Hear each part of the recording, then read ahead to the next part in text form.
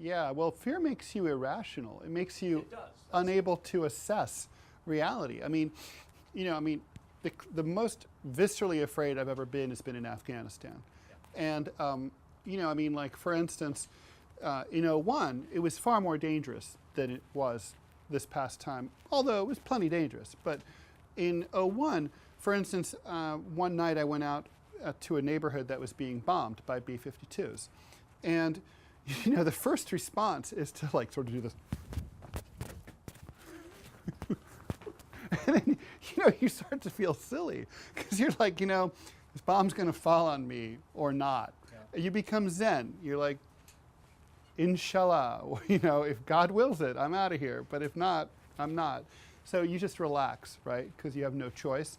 And like, in this past August, after that incident with in the Taliban hotel, we were there for 3 days. There's no way to leave the town. There's only one hotel.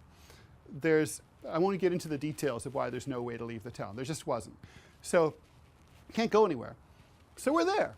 And every time we would hear like a motorcycle rumble up outside, we're like, that's it, they're here to kill us. We never talked about it until after we left. But we all just like got into our sleep sacks, just hoped for the best, because what can you do? I mean, they're gonna come or not. We refuse to be afraid because it's stupid. Fear is stupid, and it makes you stupid, and you can't assess carefully. And then only after you leave, you're kind of like realizing, like, for instance, a lot of my colleagues who've gone to Afghanistan have gone with the troops, and some of them have been killed. The irony is, everyone thinks I'm a badass because I went unembedded. It's the opposite. Those guys took the big chance because the military is the target, not journalists. So you travel with the military, you're far more likely to get blown up. A reporter, an independent guy like me, probably nothing's going to happen. But they're responding to their fear. They feel like, oh, if I'm behind like Kevlar and behind guys with M4s and I'm driving in an APC, I'm going to be all right. But their fear is driving them to make an irrational decision. And I've had this argument with my colleagues, like, don't do it. Don't be afraid. Just think about it.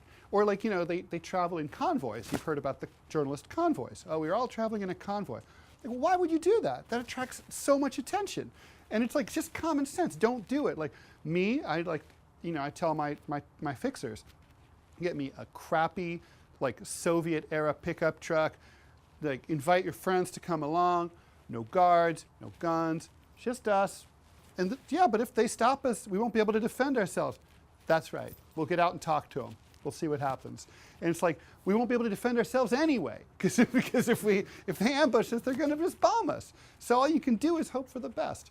And but fear makes you stupid.